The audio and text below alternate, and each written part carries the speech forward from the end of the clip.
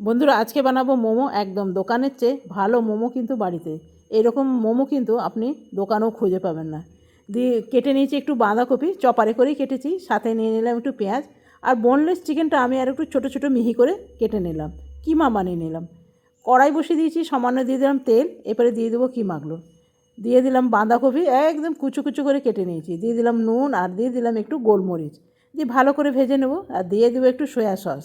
এটা ততক্ষণ ভাজা হোক, এদিকে আমি একটু ময়দা মেখে নেব। দিয়ে দিলাম নুন, নুন দিয়ে আমি ভালো করে চেলে নিলাম। দিলাম সামান্য একটু তেল, তেল না দিলে না তাহলে মোমোগুলো একটু চিমট টাইপের হবে, তো সেই জন্যে অবশ্যই একটু ময়দার মধ্যে তেল দেবেন।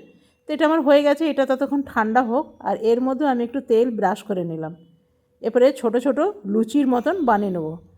মধ্যেখানটা একটু মোটা রাখতে হবে আর চারপাশটা কিন্তু এটা পাতলা রাখতে হবে। এরপরে ভালো করে ভেতরে পুরটা ভরে দেবো।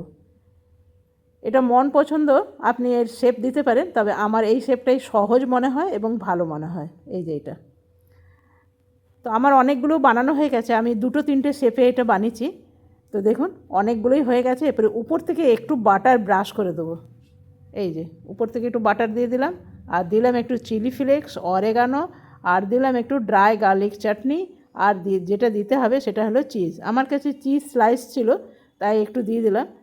উপর থেকে এরকমভাবে দিয়ে দেখবেন, উপরটা একদম জুসি টাইপের, খেতে ভীষণ ভালো লাগবে।